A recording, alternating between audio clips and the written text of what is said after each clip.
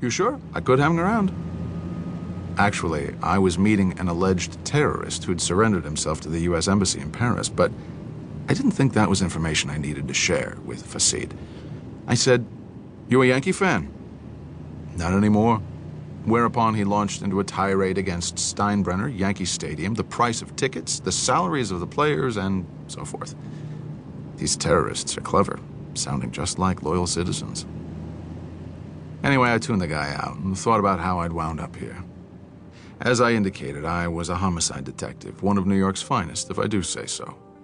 A year ago this month, I was playing dodge the bullets with two Hispanic gentlemen up on West 102nd Street in what was probably a case of mistaken identity, or sport shooting, since there seemed to be no reason for the attempted whack.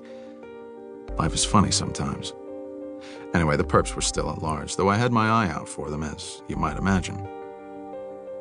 After my near-death experience and upon release from the hospital, I accepted my Uncle Harry's offer to stay at his summer house on Long Island to convalesce. The house is located about 100 road miles from West 102nd Street, which was fine.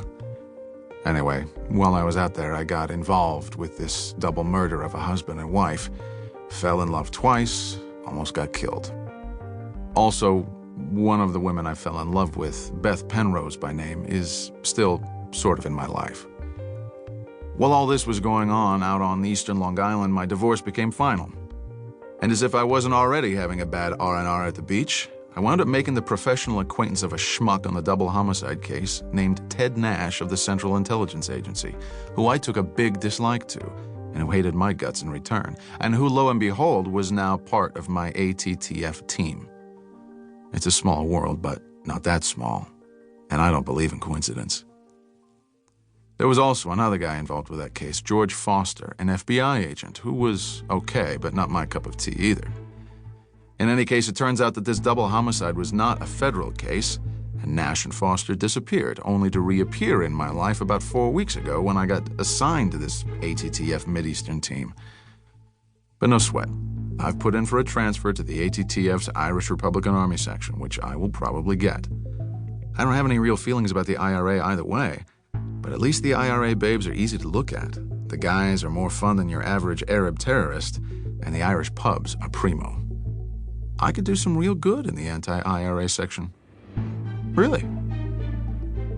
Anyway, after all this mess out on Long Island, I get offered this great choice of being hauled in front of the NYPD disciplinary board for moonlighting or whatever, or taking a 3/4 medical disability and going away. So I took the medical, but also negotiated a job at John Jay College of Criminal Justice in Manhattan, where I live. Before I got shot, I'd taught a class at John Jay as an adjunct professor, so I wasn't asking for much, and I got it. Starting in January, I was teaching 2 night classes at JJ and 1 day class. I was getting bored out of my mind, so my ex-partner, Dom Finelli, knows about this special contract agent program with the feds, where they hire former law enforcement types to work with ATTF. I apply, I'm accepted, probably for all the wrong reasons, and here I am. The pay's good, the perks are okay, and the federal types are mostly schmucks. I have this problem with feds, like most cops do, and not even sensitivity training would help. But the work seems interesting. The ATTF is a unique and, I may say, elite group, despite the schmucks, that only exists in New York City and environs. It's made up mostly of NYPD detectives who are great guys, FBI, and some quasi-civilian guys like me hired to round out the team, so to speak.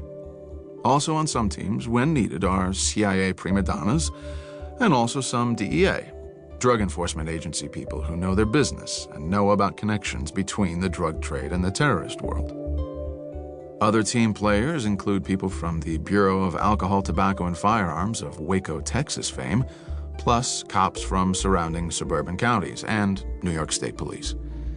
There are other federal types from agencies I can't mention, and last but not least, we have a few Port Authority detectives assigned to some teams. These PA guys are helpful at airports, bus terminals, train stations, docks, some bridges and tunnels under their control, and other places, like the World Trade Center, where their little empire extends. We have it all pretty much covered, but even if we didn't, it sounds really impressive. The ATTF was one of the main investigating groups in the World Trade Center bombing and the TWA 800 explosion off Long Island. But sometimes